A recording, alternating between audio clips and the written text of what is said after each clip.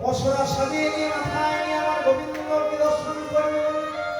আগে চললেন বড়াই মাঝে রাধা, আর পর পর সখী আনন্দিত মনে তারা গোবিন্দকে খোঁজার জন্য গানের ছলে যাইছে তটে।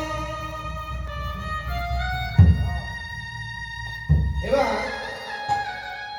যেই না তারা আনন্দিত মনে সারি সারি যাচ্ছে, আর ডানহাটিতে যাওয়ার সময় অমনি আমার গোবিন্দ কি করেছে না, দূর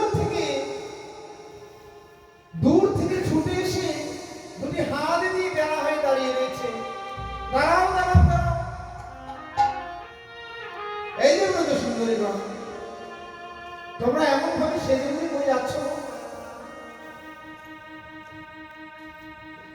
তোমরা এমন করে সেজে গুজে যাচ্ছ কোথায়? বলছি আমরা কোথায় যাচ্ছি জানো? আমরা দান হাতিয়ে যাচ্ছি, দান করব।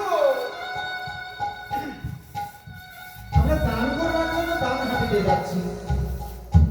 বলছি দান করতে যাচ্ছ, তাহলে আমার দান দিয়ে যাও, তাহলে আমার দান দিয়ে যাও।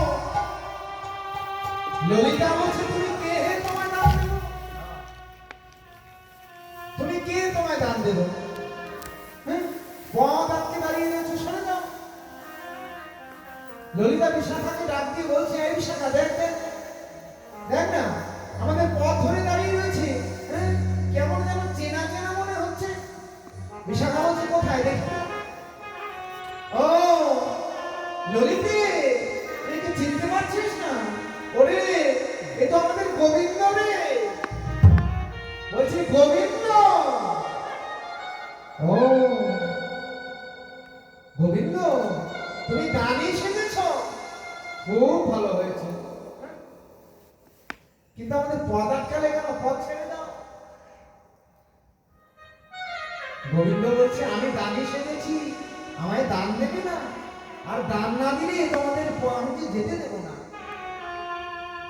তোমাদের দান না দিলে আমি যেতে দেবো না। ললিতা বলছে গোবিন্দ শোনো, তুমি যে দানি সেজেছো, তোমার কি মনে রয়েছে তুমি দানি সেজেছো? তুমি কি জানো না দানি হলো রাজার কার্য? দানি তো রাজার কার্য। তুমি যে রাজার কর্মচারী, তোমার কি গুণ রয়েছে?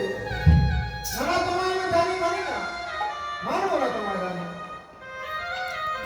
রবীন্দ্র বলছি আমার অনেক গুণ রয়েছে, তোমরা আমায় দানি মানছো না। ললিতা বলছে না, মানছি না। তোমার অনেক গুণ থাকতে পারে, কিন্তু তোমার যে অনেক দোষ রয়েছে সেগুলো কেউ না জানলেও আমরা ব্রজের গোপীরা জানি। হরি বল।